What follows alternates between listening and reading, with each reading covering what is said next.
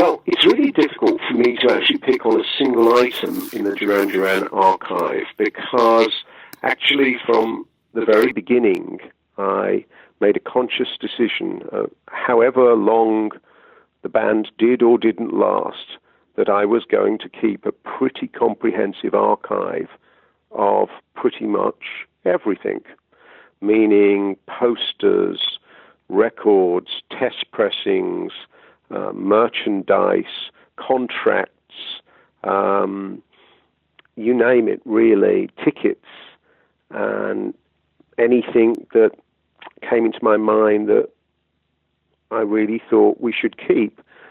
I suppose personally the clothes are important because they tell a story through the changing fashions of the time, and each outfit somehow relates to a little part of our story.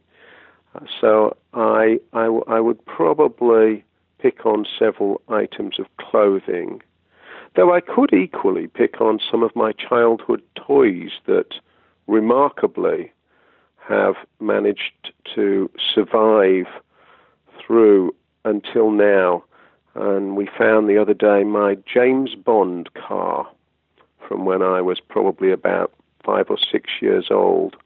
I imagine it's probably a corgi or dinky toy, but it's the DB6 with the bulletproof screen that comes up at the back.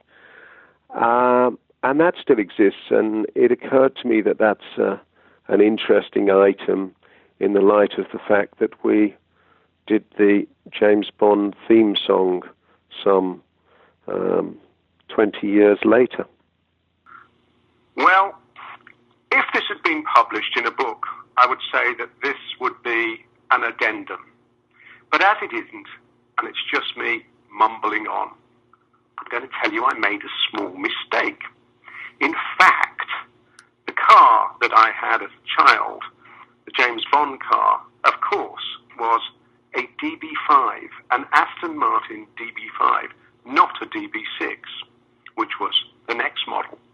So, for those of you out there that like detail like I do, I just wanted you to know that, well, terrible mistake, but Aston Martin, I'm so sorry. I love Aston Martins more than any other cars, and it is a DB5.